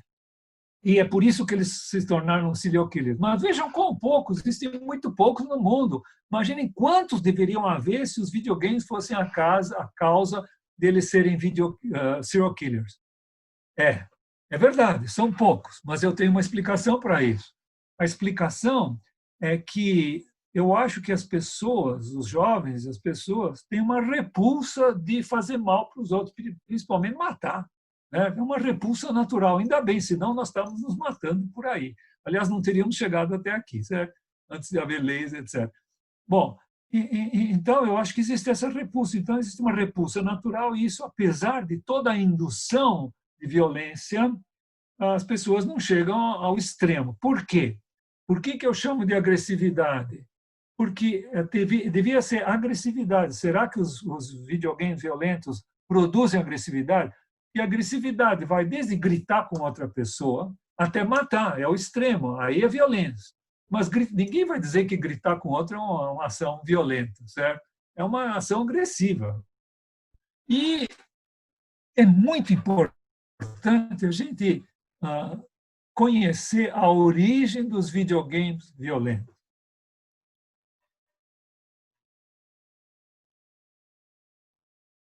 Está aqui.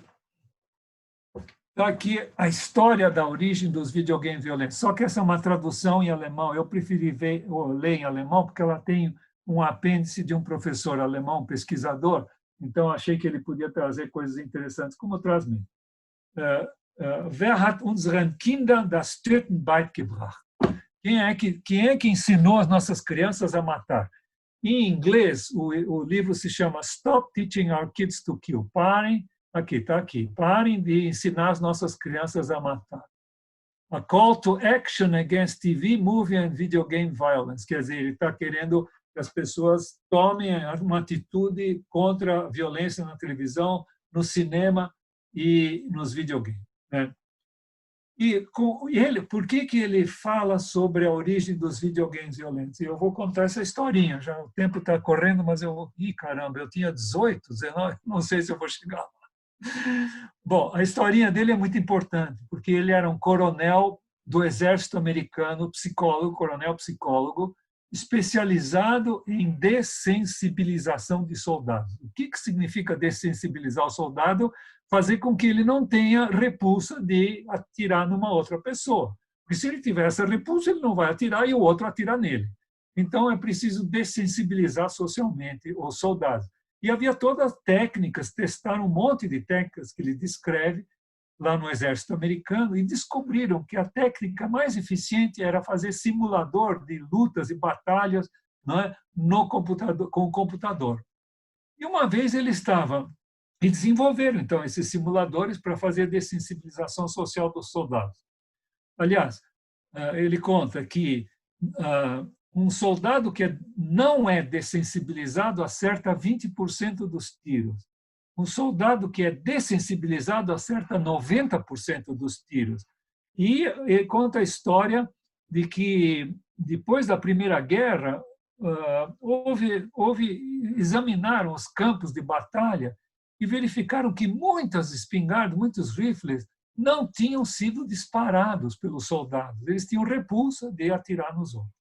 Bom, ele verificou uma vez andando na cidade, entrou numa loja e viu aquele simulador deles, né, lá do exército americano, usado para dessensibilizar soldados, estava sendo vendido como videogame numa loja de aparelhos eletrônicos. Quer dizer, essa é a origem dos videogames violentos, dessensibilização de soldados do exército americano. Agora, o que vocês acham que vai acontecer com o videogame violento? Vai dessensibilizar. É a origem deles, certo? Agora, esse livro aqui, não há nada 100% ruim, 100% bom no mundo, né? Ele tem uma coisa sensacional que eu aprendi, esse livro aqui do Khaled, do Salah Khaled. Vocês não vão acreditar. Existem produtores de videogames que colocam cenas com uma brutalidade, uma crueldade absolutamente fantástica. Para quê? Para que a sociedade reaja, proteste, a imprensa proteste. Existem empresas nos Estados Unidos, ONGs, que são dedicadas a chamar a atenção do público, classificar os videogames, conformidade, etc. Não é? E eles colocam essas cenas cruéis para justamente haver processo contra essas empresas, tentando impedir a venda dos jogos. Porque, na hora que impedir a venda de um jogo, aumenta a venda uma brutalidade. E eles sempre, baseado naquela primeira emenda lá do First Amendment, da Constituição Americana, liberdade de expressão, eles sempre acabam ganhando os processos e conseguem vender. Mas o importante é ter o processo, porque o processo vai dar um monte de marketing para eles. Imagine como as coisas são feitas. Aliás, por falar em feitos, os videogames são muito bem planejados, com todo o detalhe. Existem várias fases. Né? A primeira fase é uma fase relativamente fácil, mas o sujeito não consegue ganhar logo. Demora um pouquinho, mas ele logo consegue ganhar, e aí ele fica entusiasmado, diz, passei para a fase 2. A fase 2 é um pouco mais difícil, demora um pouquinho mais, etc. E a pessoa fica excitada para ver se consegue passar de uma fase para outra, compreende? Quer dizer, é uma coisa totalmente planejada para agarrar o jogador. Muitos dos serial killers eram jogadores compulsivos. Esse caso de Paducah foi muito interessante, porque foi um garoto que entrou numa escola dominical, numa igreja, certo? Enfim, estavam aprendendo alguma coisa religiosa, entrou lá, se plantou em pé, pegou uma carabina e deu 8 tiros, todos voltados para as cabeças, acertou 8 cabeças. E só deu 8 tiros. Com a seguinte característica, ele jamais tinha pego numa arma antes. Ele treinou tudo com videogame. Imagine. Bom, Columbine, todos vocês conhecem, aqueles 2 garotos que treinaram com videogame que dava para simular enfim, a disposição das salas da escola, a entrada, etc. Eles treinaram isso aí, depois foram lá e mataram um monte de estudantes e professores.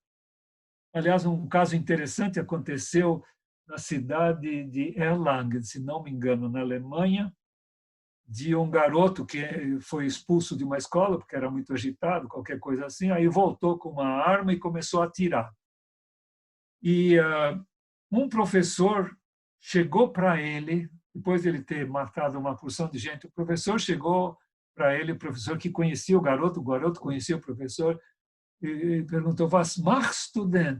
O que é que você está fazendo? E olhou nos olhos dele. Nesse momento, o garoto chegou e disse: Jetzt ist es soweit, agora chega. E abaixou a arma. Nesse momento, o professor empurrou ele para uma sala e trancou a porta. E aí ele se suicidou. O que aconteceu? Ele não estava consciente. Ele estava atirando inconscientemente. Ele estava imitando a situação do jogo. Porque se eu falei para vocês que na televisão a pessoa é incapaz, é muito difícil ficar pensando conscientemente, porque as imagens se sucedem com muita rapidez, nos filmes também, né? Que hoje em dia todos os filmes são feitos para passar depois na televisão. Antigamente havia filmes bem monótonos, né? Por exemplo, aquele de Marienbad era bem monótono, né? Bom, mas enfim,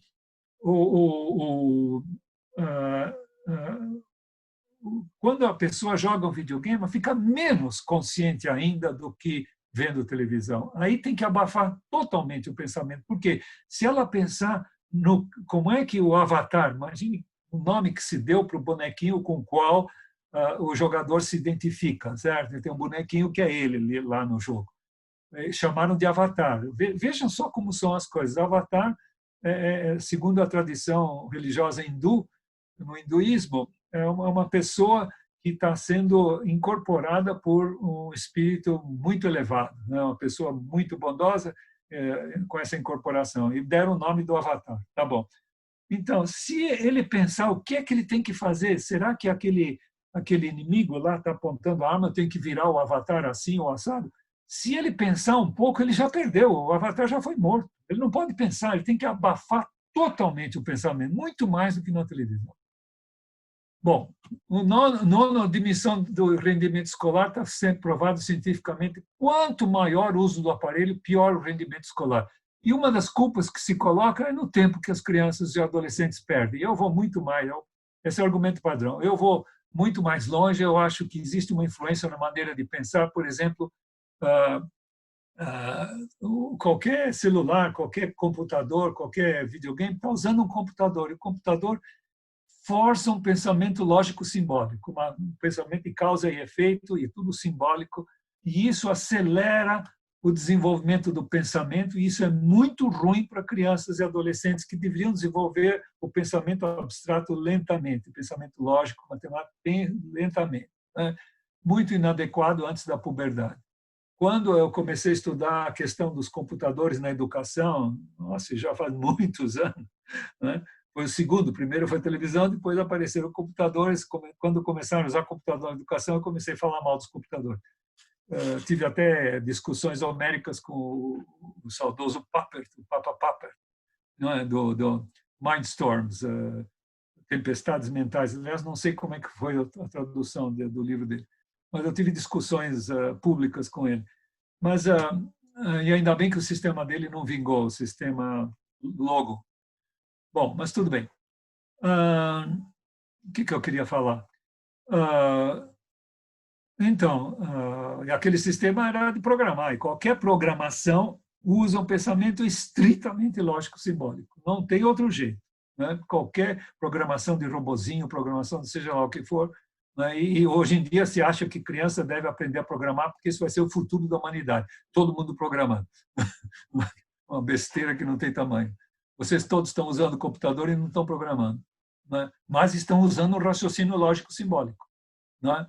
Cada tecla que vocês apertam, cada comando que vocês dão, qualquer coisa que vocês digitam no computador, dispara uma função matemática de manipulação de símbolos dentro do computador. Vocês não estão percebendo, mas vocês estão usando um pensamento lógico-simbólico. E isso prejuíza a concentração mental, dá um prejuízo na concentração mental, fora influenciar a maneira de pensar. Isso é muito ruim com crianças. Aceleração indevida do desenvolvimento. A quantidade de acesso a material impróprio para a idade, isso produz um desenvolvimento emotivo, por exemplo, todos esses filmes eróticos, filmes violentos, tudo isso desenvolve a emotividade no sentido errado, e também o intelectual, por causa do que eu falei do computador ser uma máquina lógico-simbólica, algorítmica, máquina matemática. problemas posturais. Não sei se vocês sabiam que o celular sempre é usado na altura mais ou menos da barriga, assim, ó, pelo menos no tórax, tá? E a cabeça fica inclinada para baixo. A gente usa assim, ó. A gente usa assim. Estou aparecendo lá? A gente usa assim, né? Aqui está o meu celular. Eu uso assim, né? Quando eu falo pelo que é o maior uso meu é como telefone. Eu sempre ponho o viva voz e deixo o telefone longe por causa das irradiações. Isso é outro assunto que não vamos chegar. Espero que chegue. Então, problemas posturais. Então, recomendação dos monitores de vídeo, altura dos olhos, é o que eu fiz aqui, hein? O meu vídeo, o meu celular, o meu micro eu coloquei a 8 dedos de altura, em cima de uma impressora, para ficar mais na... E eu tenho, aqui ao lado, eu tenho um monitor que eu uso como segunda tela do outro micro que eu uso, né? O outro micro está com problema de ele não transmite. Esse ficou com a minha esposa, que ficou usando o Zoom numa reunião, e ela só podia falar, não dava para transmitir a tela, não dava para transmitir, ele transmite, não dava para transmitir imagem. Mas esse aqui faz a imagem e o som, por isso que eu estou usando. Mas eu coloquei em cima da impressora para ele ficar mais alto. Só que aí é um problema para digitar, aí teria que usar um teclado externo, dá para colocar. Mas tudo bem. Olhem só o que acontece. Estão vendo? Esse o peso que a gente está fazendo na coluna. Quando a gente fica bem ereto, não tem 6 quilos. Inclinou 15 graus, 12 quilos. Inclinou 30 graus, 18. 45, 22. 60, 27. Imagina o que é que vai acontecer aqui com a coluna. Imagina, né? Com essa parte da coluna. As pessoas assim. Né? E eu tenho que me controlar muito, por exemplo, como eu faço muito esporte, na natação não é problema, mas eu corro, faço corrida. Eu tenho um artigo no minha homepage, vocês podem olhar, como se faz musculação durante caminhada, corrida ou exercício em escada. Quando está chovendo, eu uso escada. E eu tenho corrido, eu alterno, né? E quando eu corro ou quando eu caminho, e também na musculação, eu tenho a tendência de ficar olhando para baixo. Eu tenho que sempre me conscientizar para olhar para frente. É uma tendência natural da gente, sei lá, fica inclinado para frente. Agora, aqui não é natural, aqui é forçado, senão a gente não enxerga direito. Tá? Perceberam os problemas? Indução do consumismo. A TV e a internet são movidas à propaganda. 2/3 dos gastos de propaganda no Brasil vão para a TV. 2/3 do gasto. Não é? Por quê? Porque a televisão é um veículo de condicionamento, não é um veículo de informação essencial. Ela também informa um pouquinho, mas o mais importante dela é que ela condiciona. Por isso houve um casamento perfeito entre a televisão e a propaganda. Nunca se gastou tanto em propaganda quanto na televisão. Né? O maior gasto, 2/3 dos gastos de propaganda vai tudo para a televisão. Por 2 razões. Primeiro, é o veículo mais popular. Né? 98% dos lares tem pelo menos uma televisão. Mas, fora isso, ela é efetiva, ela funciona. Por que funciona? Porque ela induz aquele estado de sonolência, o estado semi-hipnótico. A pessoa não consegue. Aparece uma propaganda, por exemplo, propaganda de pasta de dente. Então, tem uma pasta de dente cor-de-rosa dizendo que é a melhor do mundo. Para mim, pasta de dente melhor do mundo é azul, não é cor-de-rosa. Só que se eu estou em estado de sonolência, estado semi-hipnótico, eu não critico. Então, a gente não critica a propaganda da televisão. Isso é o ideal para a propaganda. Não ter crítica, não se comparar com outras coisas. Né?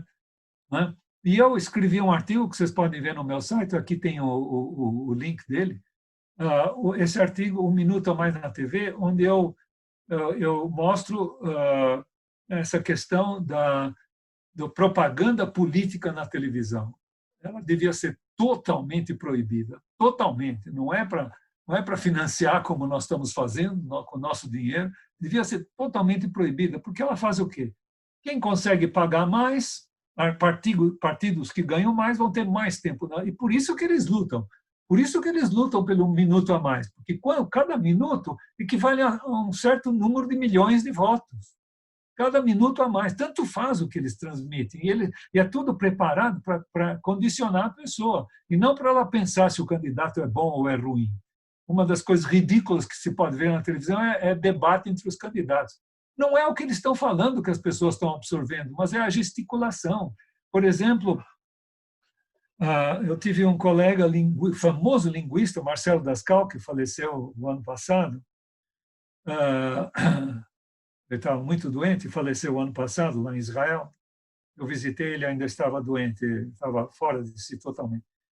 Foi um famoso linguista, tropeçou numa escada e teve um problema na cabeça na Alemanha. E ele fez uma análise do discurso, do debate entre o Carter e o Reagan. Acho que era Carter e Reagan. E ele descobriu que o Reagan só tinha frases incisivas, plá, plá, só incisiva. Uma vez o Carter chegou e disse: "Uai, você falou isso, o contrário disso que você está dizendo a semana passada."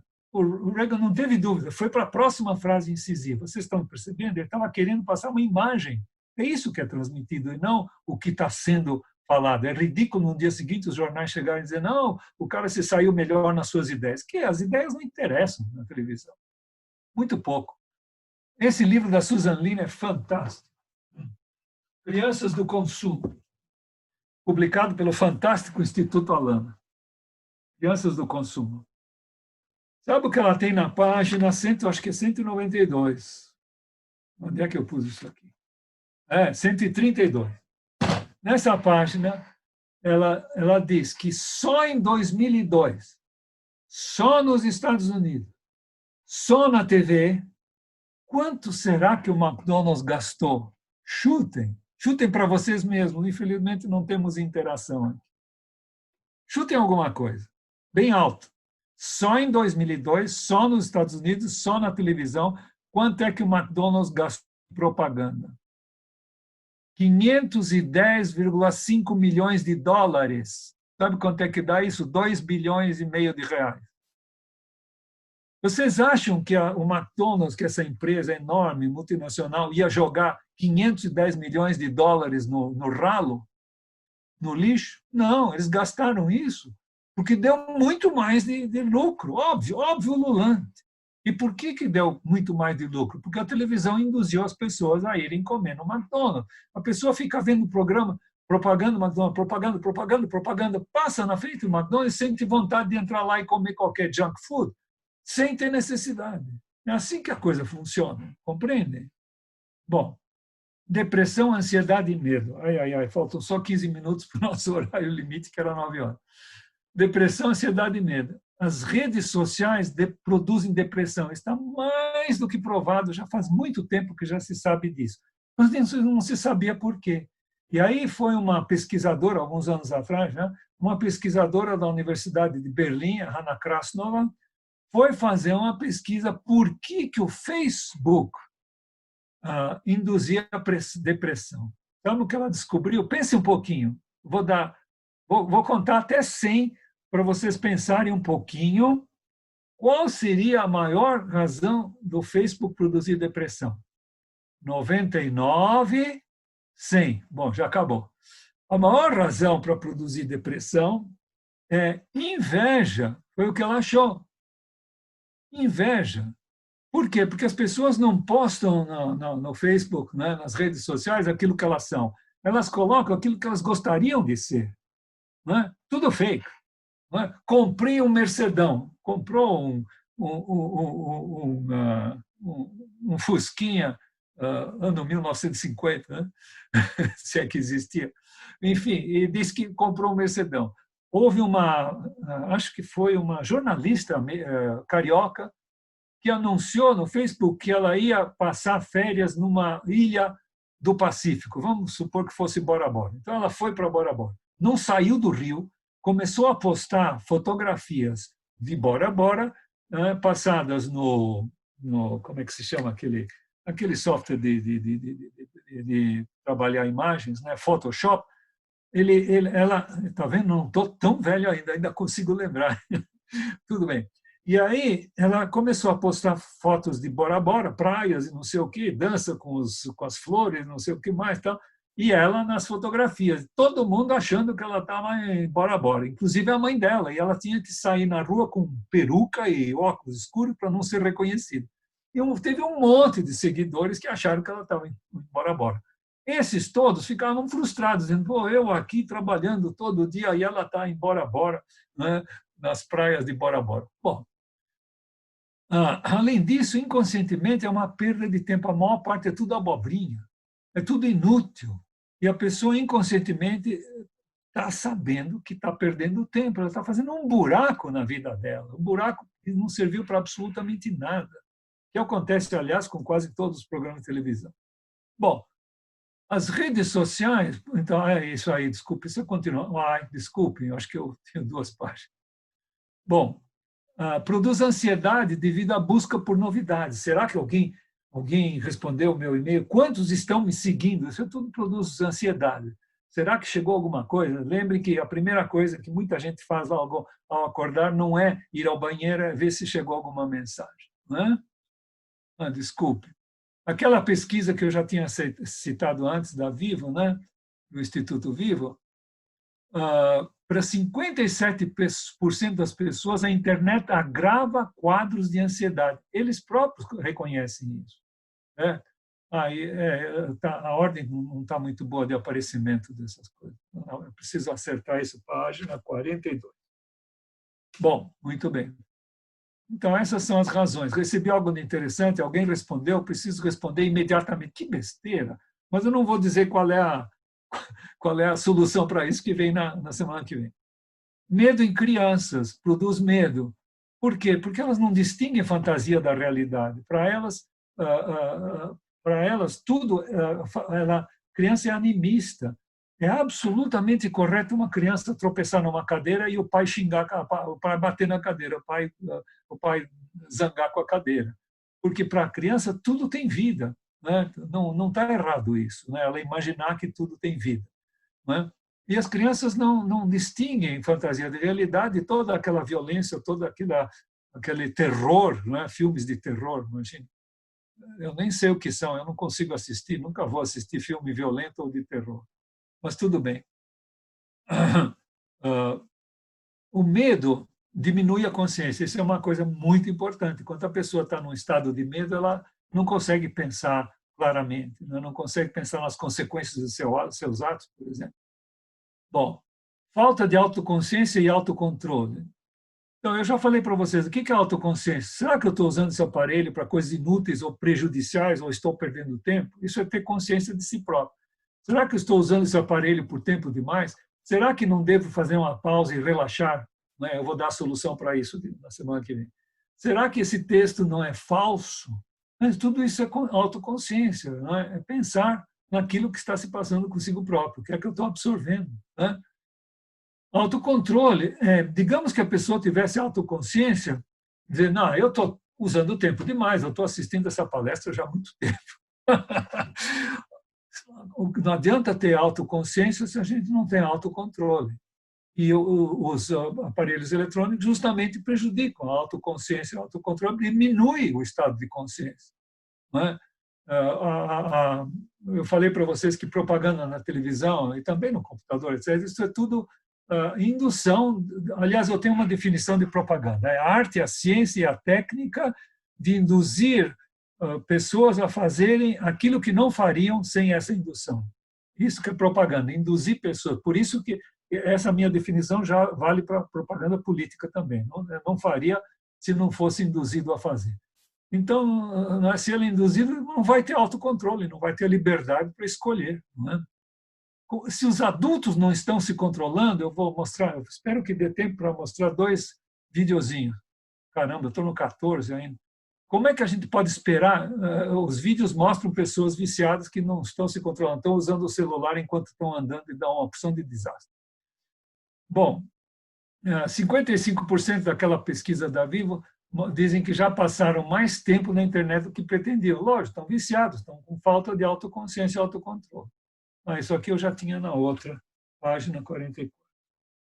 Tá bom? Tá vendo? Já chegamos no vídeo. Vamos ver se o vídeo aparece. Fidelis, se disse o vídeo aparece, tá? Uai, não está aparecendo. Ah, tá.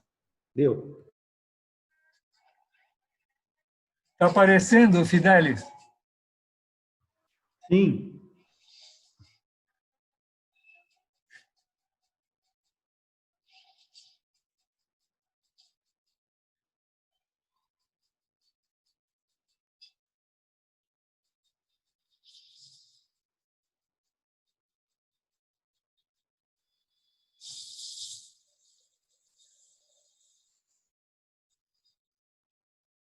Que coisa, não é? O próximo vídeo... esse é o próximo. Ainda puseram Beethoven lá atrás.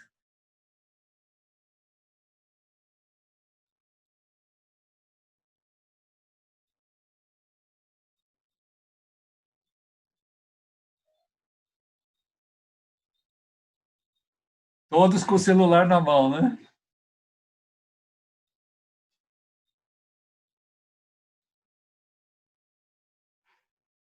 Agora vem umas coisas violentas.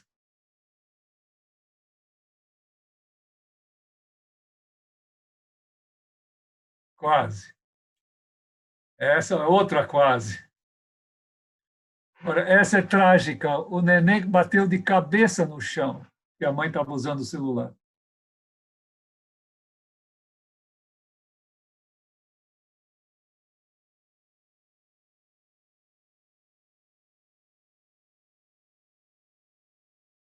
Bom,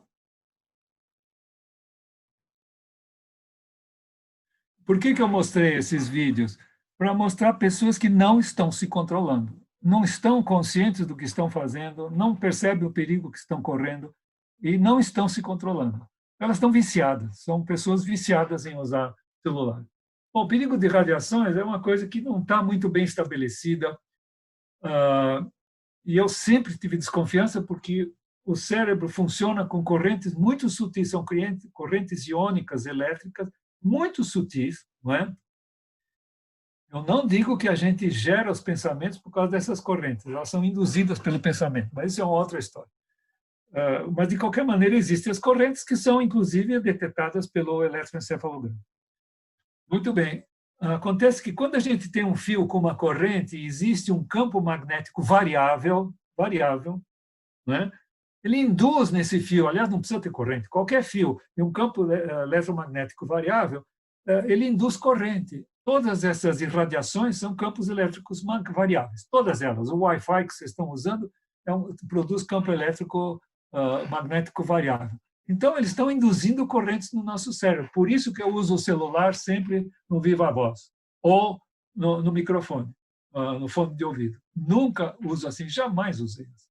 Jamais. Né? E, com criança a coisa é muito pior, porque os ossos ainda não estão muito duros, não estão muito ossificados, não estão muito calcificados, o que protege um pouco. Em criança, os ossos, a irradiação chega à metade do cérebro, imagina. E a Organização Mundial da Saúde mudou a classificação de risco de tumores cerebrais devido ao celular de possível para provável. Já houve um monte de pesquisas e estão começando a chegar à conclusão definitiva de que o celular, quando usado intensamente, acaba produzindo tumores no cérebro. Está havendo uma discussão muito grande sobre o problema do 5G, parece que a coisa vai aumentar demais, muito mais antenas, estão colocando... Bom, satélites é muito fraca a irradiação, estão colocando dezenas de milhares de satélites. É uma coisa, nunca houve uma coisa dessa, todas irradiando para fazer a internet mais rápida, etc. e tal. Então, isso é uma coisa em aberto e eu tenho uma desconfiança muito grande de tudo isso. Mas fica na desconfiança, não tenho... Se alguém souber de algum artigo científico comprovando alguma coisa sobre a irradiação, eu gostaria de receber. Perda da capacidade aditiva devido aos fones de ouvido, por isso que o celular, pelo menos o meu Android, quando eu ligo o fone de ouvido, e se eu tento aumentar o volume, ele avisa que eu estou passando de um limite. Por quê? Isso é muito perigoso, vai aumentando o limite, aumentando, e cada vez perdendo mais a capacidade auditiva. Quando eu estava dando aula nos Estados Unidos, em 1970, saiu uma notícia no jornal de uma pesquisa dizendo que os jovens estavam entrando nas universidades cada vez com menos capacidade auditiva por causa do Walkman, que existia naquela época, né?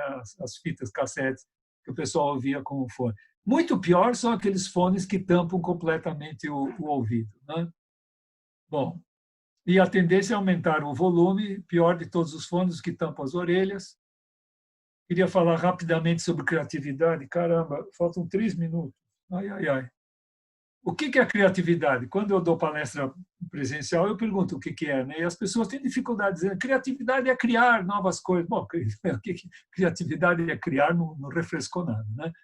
Bom, a criatividade pode ser caracterizada como a fantasia, ter novas ideias e produzir algo útil, realizar as ideias de uma maneira útil. Então, é uma confluência de duas coisas. Não adianta ter só fantasia, aí é um diletante, né? Colecionador de palitos de fósforos queimados. Ou produzir algo útil, né? E que nunca sai do padrão, é o burocrata. O burocrata é o cara que produz sempre alguma coisa útil e não tem um pingo de fantasia. O ideal é ter os dois, né? Só que todos os meios eletrônicos usam telas, todos eles. Inclusive existe um livro que ficou famosíssimo e tornou o autor, o Manfred Spitzer, famosíssimo, que é esse aqui, Vorsicht Bildschirm, cuidado tela, porque ele verificou que todos os aparelhos usam tela. Então ele fala contra esses aparelhos, diz que na casa dele as filhas ainda naquela época tinham 12 anos, ele não tinha televisão, etc. e tal. Bom, e depois ele publicou um outro livro, eu preciso mostrar, desculpe. Ele publicou mais recentemente este livro aqui. Este aqui é de 2012. Olhem só. Todos vocês devem saber alemão. O que é que está escrito aqui? Digitale Demenz. O que será digitale Demenz? Demência digital. Agora, quem é o Manfred Spitzer? Ele é o diretor do Instituto de Psiquiatria da Universidade de Ulm, especialista em neurociência. Quer dizer, um psiquiatra especialista em neurociência dizer que os meios eletrônicos produzem demência, isso não é para jogar no lixo. Né? E o problema é que quando as imagens estão em movimento, não se consegue mais criar imagens interiores. A pessoa fica viciada em receber imagens de fora, que é o caso da televisão. Milhões de imagens. E não dá para criar imagem interior. Então, isso prejudica a fantasia. Então, esse é o prejuízo para a criatividade. Prejudica a fantasia. Além disso, ela não produz nada de útil, né? Fica fazendo o chat de abobrinha quase o tempo inteiro. Né? Então, a utilidade tem que ver com as coisas práticas e as telas apresentam tudo de maneira virtual e real. Na semana que vem eu vou mostrar para vocês como é que a pedagogia Waldorf desenvolve a fantasia e a utilidade. Coisas concretas. Bom, produz endeusamento da tecnologia, acham tecnologia o máximo. Bom, eu não vou entrar mais nos detalhes. Houve primeiro uma tendência mundial de se considerar o ser humano como animal, que é o darwinismo que fez isso. E a tecnologia, a inteligência artificial, esse nome está totalmente errado, porque não se sabe o que é inteligência, como é que vai chamar alguma coisa de inteligência artificial? O que é artificial não pode ser inteligente. Por isso que eu escrevi um artigo que se chama IA, Inteligência Artificial ou Imbecilidade Automática. Podem ler no meu site. Quando ele foi escrito, não havia ainda sistemas de o que se chama erradamente aprendizado de máquina. A máquina não aprende, mas isso é outro problema. Não posso me alongar mais. Então, a tecnologia, a inteligência artificial está tentando provar que o ser humano é uma máquina, que a máquina está fazendo tudo aquilo que a gente faz. E o computador foi a maior metáfora que existiu ou que existe para o ser humano ser uma máquina, porque ela está simulando os nossos pensamentos. A gente pode ter dó de um animal, mas é uma aberração psicológica ter dó de uma máquina. Então, imagine que a imagem do ser humano ser uma máquina, o que é que vai produzir? Vai ser pior do que o nazismo. Está tão em moda chamar coisas de nazistas, né? Pessoas de nazistas. Bom, essa aqui é a última. Eu passei 2 minutos. Eu vou super rápido aqui. Vocês podem olhar isso depois baixando a minha apresentação. Mas eu descobri que esses aparelhos, eles atingem, cada um atinge ou pensar, ou sentir, ou querer as ações. E eu comparei com leitura. Obviamente, quando a gente lê, é obrigado a pensar, a se concentrar, na concentração mental. No rádio também, não é? Se a gente presta atenção, a gente tem que se concentrar mentalmente, quando são notícias, para seguir a notícia. Agora, quando chega videogame, TV, jogo eletrônico, computador, olha o que eu descobri. O computador, ele atinge principalmente os pensamentos. A televisão abafa os pensamentos, a pessoa não faz nada, ela atinge principalmente os sentimentos, ativando de uma maneira irreal, banalizando os sentimentos, exagerando os sentimentos.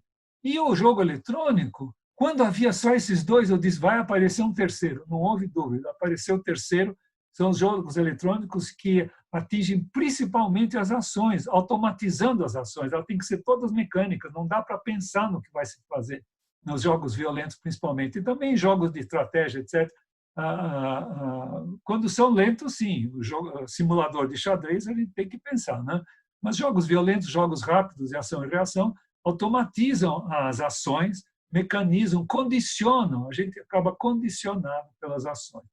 E com isso, minha gente, eu vou encerrar aqui, desculpem ter passado 3 minutos do nosso prazo, e a próxima vez eu vou falar 24 recomendações, se é que quando eu rever não for aumentá-las. Tá? E se der tempo, eu ainda falo sobre os meios eletrônicos da pedagogia Waldorf e mostro, se der tempo, mais alguns vídeos.